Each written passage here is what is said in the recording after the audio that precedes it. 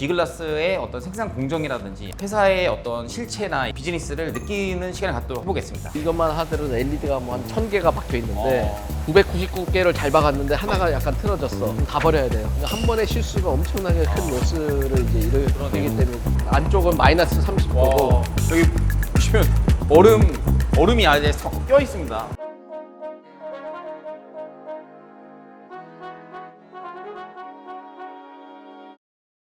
안녕하세요. 오늘은 캡티비전 코리아의 그 유재춘 CTO님을 모시고서 인터뷰를 하도록 하겠습니다. 그 개인 이력과 소개 좀 부탁드리겠습니다. 굉장히 오래 거슬러 올라가야 되는데 제가 89년도 그때 당시에 삼성코닝으로 입사를 했습니다. 연구소 입사해서 그 이후에 이제 기술 개발, 생산, 그다음에 다시 이제 기획, 마지막으로 이제 신규 사업을 하다가 삼성 코닝이 2013년 미국 코닝으로 완전히 바뀌었습니다. 그때 그렇게 가면서 신사업을 맡아서 했고요. 그래서 2022년 말 신사업 추진 실장으로 은퇴를 했었습니다. 어떻게 보면 삼성에서 코닝으로 쭉 이어지는 요 33년간 회사 같은 조직, 물론 뭐 중간에 이름은 바뀌었지만 굉장한 자부심 가지고 있고요. 제 인생에서 가장 잘한 일이 아닌가 그런 생각을 합니다. 그리고 2023년 4년 코닝 정밀소재 자문역으로 있었고요. 그렇게 해서 보면 제 회사 인간으로서 생활이 한 35년 정도 되는 것 같습니다. 지금 보시는 분들이 이제 코닝에 대해서 좀 모를 수도 있거든요. 근데 제가 알기로는 이제 유리 글라스 기판을 유리 글라스 위주로 이제 사업을 영위하고 있는 회사고, 저희가 흔히 말하는 아이폰 글라스에 있는 뭐 고릴라 글라스나 이런 것들도 전부 다 코닝 제품이라고 보시면 될 것 같습니다. 그만큼 유리에 굉장히 특화되어 있다라고 보시면 될 것 같고요. 그러면 이 캡티비전 코리아에 이제 언제 조인하게 되신 건가요?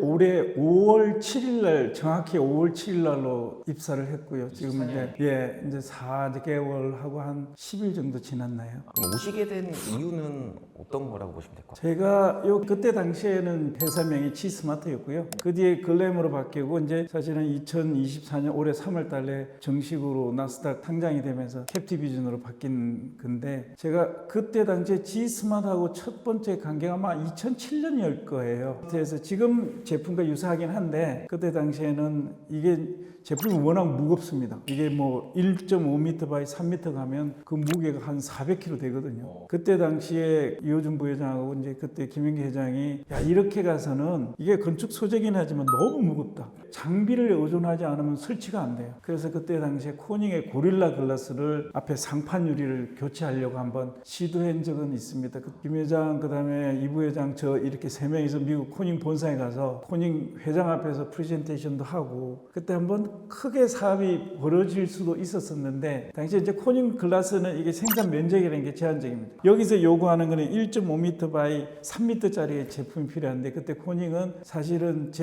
그때 8 정도밖에 안 됐거든요. 그래서 폭도 안 되고 길이도 안 되고. 젠 8이라고 하면 8세대. 예, 그래서 실제적으로 아주 좋은 기회인데, 아마 지금 캡티비전이 그 프로젝트에서 코닝에서 유리를 만약에 구할 수 있었다면 지금 아마 애플 정도 되지 않았을까요? 제품은 특별하고 기술도 특별합니다. 지금 CTO님 오른쪽에, 그러니까 왼쪽이죠? 보면은 약간 조명이 들어오면서 이렇게 유리 사이로 투명하게 밖에가 보일 수 있는 저런 거를 저희가 보통 스마트 글라스라고 하는 거죠. 네.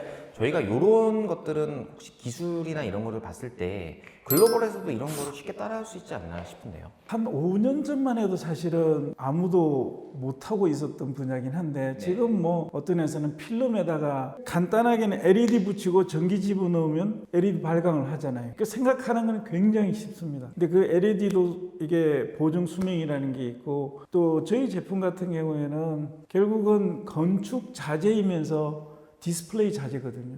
그래서 미디어 글라스라고 저희가 쓰는 거고요. 근데 글라스라는 게 보통은 시스루 타입이 돼야 되잖아요. 그러니까 안에서 보이는 사람이 밖을 볼 수 있어야 되고, 밖에서 보이는 사람이 안에 있는 어떤 물건이든 사람을 볼 때 방해를 받지 않아야 되는데, 사실은 저희 제품이 그런 거거든요. 전체 면적에서 보면 아마 투과율 관점에서 하면 98%? 그러니까 막 아주 예민한 사람들이 저 제품을 보지 않으면 아, 저건 그냥 건축용 자재네, 유리네. 그런데 예를 들어서 어떤 조도 환경이 되면 디스플레이로 바뀐다는 거죠. 그러니까 아이디어가 너무나 좋았어요. 제가 2007년도 만날 때 이제 막 제품이 돼서 확장을 하는 시기였는데 사실은 그때 굉장히 퀀텀 점핑이 될 수 있었던 시기가 있었습니다. 지금 모노 타입으로만 보이는데 저 제품이 아까도 말씀드린 것처럼 건축 자재로 미디어 글라스를 쓴다? 투명해야 되고요. 전기적 기능을 가져가야 되고요. 내구성도 가져야 되고요. 지금 뭐 동영상이 흐르기 때문에 신호를 주는 거와 디스플레이 되는 게 싱크로가 또 맞아야 돼요. 가장 큰 장점은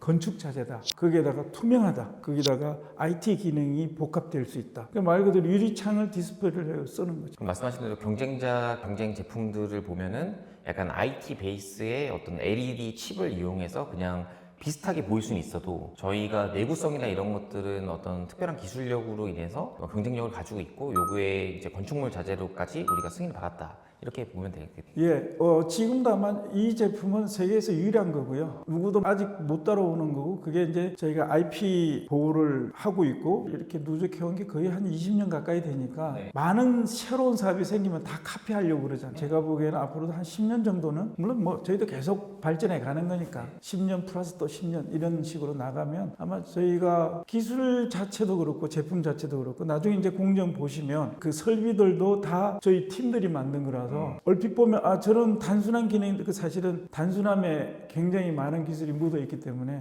쉽지는 않을 겁니다. 뭐 기존 뭐 LED 월 뭐 이런 거는 여러 중소기업들이 많이 하는데 그거에 비해서 내구성이 아까 좋다고 했으니까 LED 같은 경우에는 보통 중간중간에 많이 고장이 많이 나서 이렇게 많이 고치잖아요. 네네. 저희 같은 경우에는 그런 경우가 많이 없어요. 그게 이제 LED 제조사가 어디냐에 따라서 굉장히 영향을 많이 받는데 지금 밖에 나가보시면 전광판 중에 보면 보통은 한 20% 죽어 있을 거예요. 이 빠져 있는 것처럼 예, 중간중간. 그게 이제 LED의 신뢰성이 확보가 안 되는 거거든요. LED 업체 무지하게 많습니다. 전 세계적으로 한 1000곳이 있을 텐데 대부분이 그 중에 90%를 중국 애들이고요.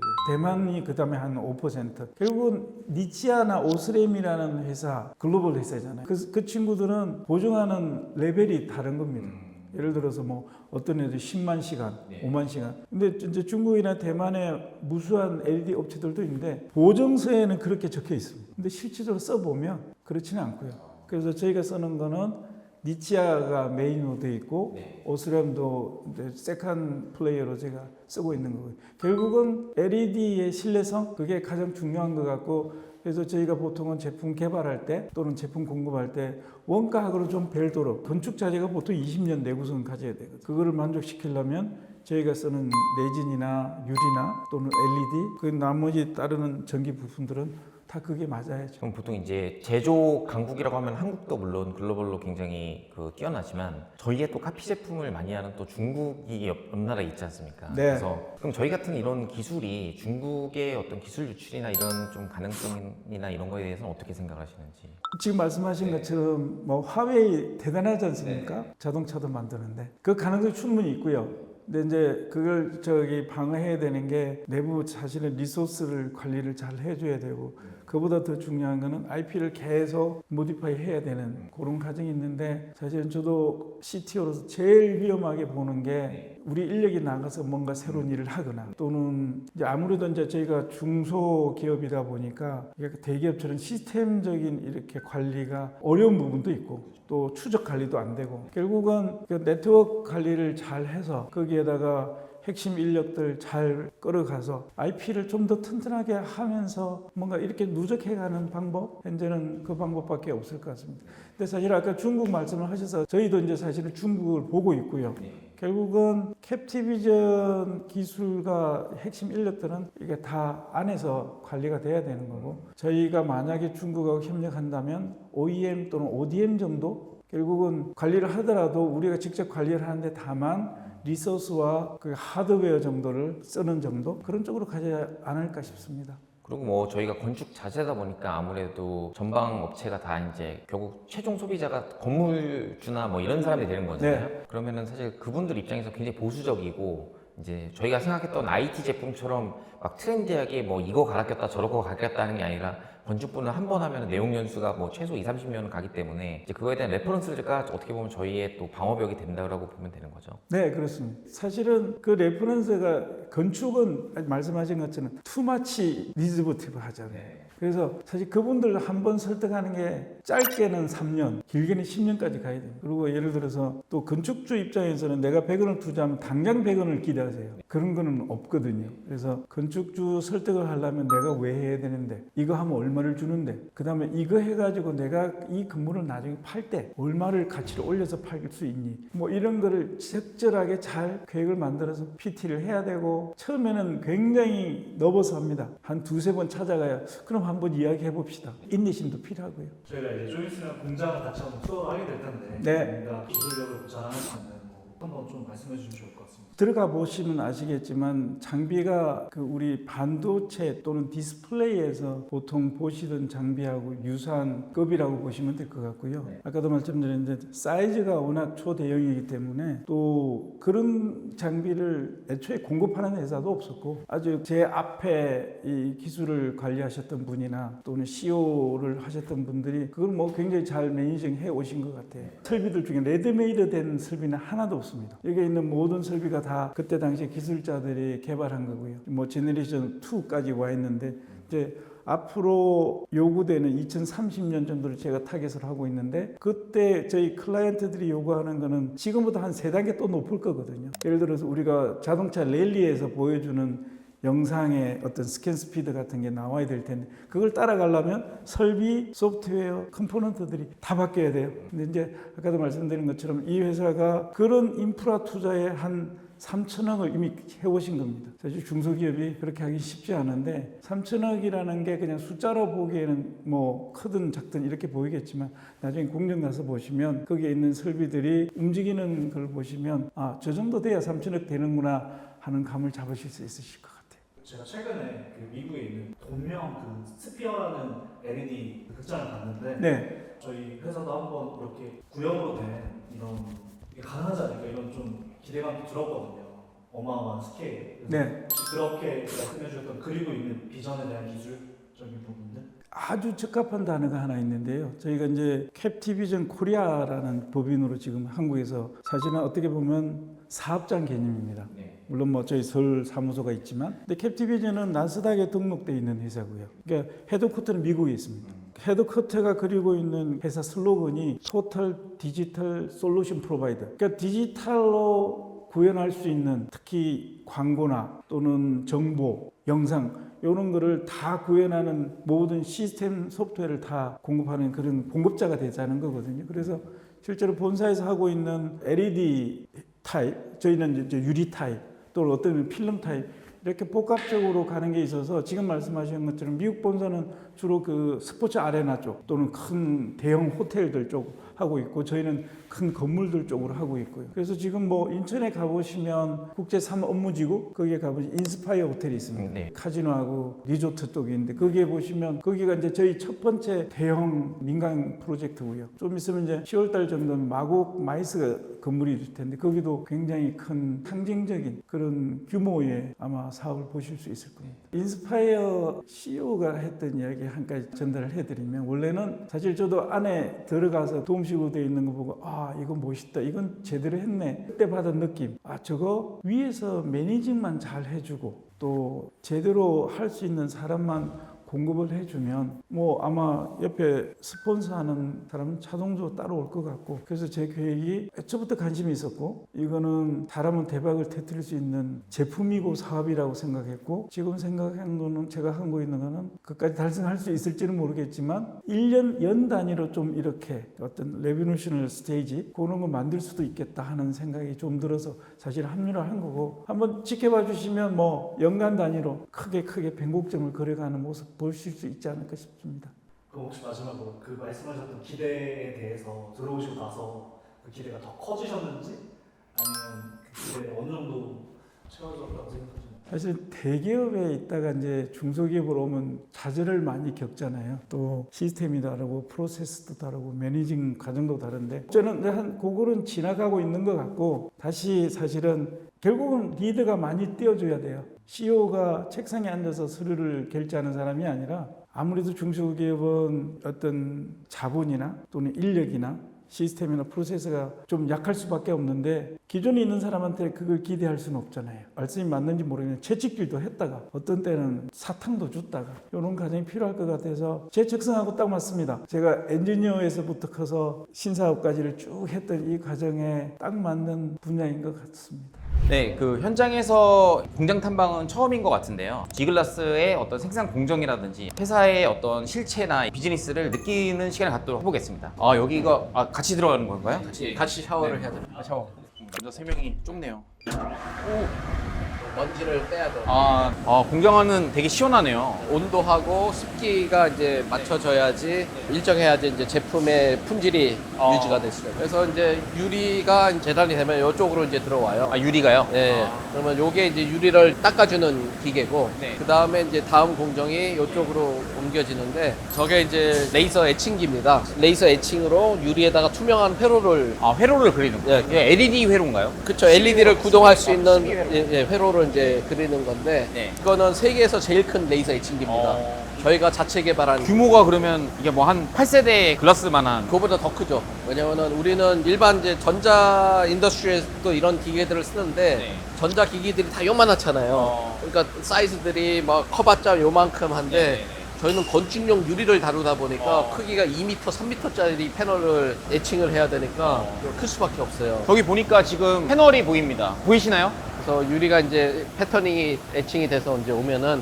요 기계가 그 유리에다가 LED를 이렇게 장착시키는 네. 마운트예요. 그래서 이 기계도 세계에서 제일 큰 마운트 장비를 갖고 있는 데는 저희밖에 없고 기계가 이제 4세대 장비입니다. 요게 그 현미경으로 이제 보면은 이제 회로들이 크게 이제 보이는데 여기다가 이제 이런 에폭시 점을 찍는 거예요. 그래서 회로들을 다 하나씩 다 확인을 하고 LED도 이 카메라로 다 확인을 해가지고 거의 지금 만드는 제조 공정이 거의 약간 IT급이거든요. 대부분 IT 장비 업체들 가면 다 이런 형식으로 많이 되어 있습니다. 원장이 이렇게 오는 건가요? 네, 먼저 이렇게 오고 이 오븐에서 이제 LED가 이제 픽스가 되는 거고 요게 이제 ACF 본딩기라 그래가지고 네. 신호선하고 파워를 이제 넣는 FPC를 유리에다 이제 전류를 통하게 할 수 있는 길을 만들어 주는 거죠. 근데 요거는 저희가 이제 카이스트하고 공동 개발해서 일반 본딩기는 이제 열을 사용하는데 저희는 초음파를 사용합니다. 초음파요? 초음파를 사용하지 이게 훨씬 더 세게 붙어요. 특히 이제 열을 사용하면 이런 두꺼운 유리 같은 경우는 유리가 팍 깨져 버려요. 순간적으로 한 군데만 열이. 와, 이것도 연구개발 자체적으로 해서 저희만의 공법으로 이렇게 만든 거죠? 그래서 이 기계도 저희가 특허냈고 저희밖에 없는 기계예요. 저게 이제 되면은 여기서 커버 유리를 씌우고 중간에 저희 유리 약간 벌려가지고 2.5mm 갭 사이에다가 이제 레진을 저렇게 이제 레진을 지금 충전하는. 네. 그래서 요게 이제 한 5분 정도 걸리는데 네네. 요게 이제 끝까지 이제 충진이 되면은 그거를 이제 굳히면 이게 접합유리가 되는 거예요. 그래서 요 레진도 저희가 굉장히 특수 레진이에요. 일반 건축용 레진을 쓰면은요, 네. 이게 독해가지고 LED를 다 녹여버려요. 아이고. 그러면은 이걸 순하게 만들어야 되는데 순하게 만들면은 빨리 안 굳어요. 그래서 이 레진을 만들려면은 이렇게 물처럼 잘 흘러야 되고 그리고 또 이제 굴절료 1.5 유리랑 똑같이 만들어야 되고 그리고 또 LED가 이제 경화가 될 때 자외선을 쬐면 LED가 굳거든요. 그때 온도가 순식간에 한 220도까지 올라가요. 온도가요? 예, 그러면은 LED에 쇼크가 먹어가지고 LED가 수명이 확 줄어들어요. 그러면 굳히는 것도 120도 밑에서 굳혀야 돼. 빠른 속도로. 네. 그러니까 이게 만들기가 굉장히 어려운 거예요. 그리고 생각해 보시면 이 패널이 이것만 하더라도 LED가 뭐 한 1000개가 박혀 있는데 999개를 잘 박았는데 하나가 약간 틀어졌어. 근데 커버 유리를 씌우잖아요. 그다음부터 리페어가 안 돼요. 그럼 다 버려야 돼요. 그러니까 한 번의 실수가 엄청나게 큰 로스를 이제 일으키기 때문에 경화를 시키면 접합유리가 나오고 여기서 이제 테스트를 나가기 전에 한번 그 검수를 이제 여기서 이제 불들이 잘 들어오는지 문제가 없는지 한번 1차 검수를 여기서 합니다. 공장이 엄청 큽니다. 지금 거의 뭐 저희가 2,500억, 3,000억을 들인 공장이기 때문에. 그래서 유리가 이제 만들어지면은 네. 이 다음 이 조립 공정으로 이제 들어갑니다. 저희가 좀 이따가 이제 프레임 공장에 갈 건데 프레임 공장에서 이제 프레임을 저렇게 이제 만들어 가지고 오면 프레임에다가 이제 유리를 조립을 하는 거예요. 그래서 이제 유리 기둥 쪽에 저런 이제 드라이버들하고 전자기기들이 들어가죠. 아예 이렇게 샤시를 만들어서 이 샤시체로 고객은 그냥 끼기만 하면 되는 거네요. 커스터마이제이션 요청들이 되게 많아요. 뭐 유리 두께서부터 강화 유리 써달라, 뭐 반강화를 써달라, 쉐이드를 써달라, 가격이 비싼 대신에 여러 가지를 네, 다 수용을 해야 돼요. 굉장히 다양한 커스터마이제이션을 못하면 네. 건축 시장에 들어갈 수가 없어요. 일반 그 IT 제품들은 다 똑같은 사이즈에 똑같이 생겼잖아요. 그렇죠. 예. 그러니까 이제 그건 대량으로 찍어낼 수 있는 거고. 대량 생산하기가 쉬운데 저희 거는 훨씬 더 어렵습니다. 네. 여기서 이제 그 출고하기 전에 불을 켜면서 한 3, 4일 동안 에이징해서 이제 문제가 없는지 있는지 이제 확인을 하는 거고요. 근데 여기 이제 오시면 저희 이제 내구성 테스트 하는 쪽이에요. 저희는 이제 그 건자재급 내구성을 갖고 있어야 되기 때문에 고강도의 이제 그 테스트를 해요. 그래서 요거는 이제 안쪽은 마이너스 30도고 여기 보시면 얼음이 아예 껴 있습니다. 마이너스 30도에 네, 바깥은 그 실내 온도고 해가지고 유리가 이렇게 그 온도 차이가 나면 변형이 되거나 깨지거나 LED가 뭐 나갈 수도 있고 해서 그런 거를 다 테스트를 하는 거고 요거는 이제 밖에 내놓으면 이제 바람 때문에 이제 흔들린다든지 뭐 버스가 지나가면 흔들리고 막 그러거든요. 바이브레이션 테스트를 하는 거고 그리고 요거는 이제 열 충격 시험기예요. 네. 그래서 여기는 마이너스 40도, 여기는 이제 80도. 그래서 1시간 여기서 있다가 갑자기 이제 올렸다가 1시간 있다 또 올리고 이런 상황에서 또 유리가 안 깨지고 LED도 잘 들어오고 요거는 이제 그 항온 상습 저기 높은 85도 습도에 75도 온도에 유리가 잘 버티냐 테스트를 해야 되는데 요런 이제 테스트를 갖다가 전광판 갖고 하면 다 떨어지죠. 다 페일 나죠. 여기는 이제 소울 스프레이 테스팅이라고 해가지고 염수 분무 실험실이에요. 그래서 이거 바닷가에서 바닷가에 이제 바람에 소금기들이 이제 있거든요. 그러면 이제 그 녹슬거나 부식되거나 하는 거를 이제 테스트를 해야 돼요. 그래서 일반 전광판 이런 거 넣으면 다 페일이에요. 보면은 저기 아예 써져 있습니다. 가옥 테스트라고 써져 있거든요. 그래서 이거는 진짜 굉장히 건자재급 강도를 가지려면은 다양한 테스트가 필요하다는 걸 저희가 알 수가 있습니다. 여기 지금 물건 나가는 마곡 나가는. 요게 이제 마곡에 이제 설치되는 프로젝트예요. 와, 엄청 많네요. 예. 네. 이게 다 이제 어느 정도 테스트가 다 되는 거죠. 여기는 저희가 이제 테스트 나가기 전에 에이징하는 그런.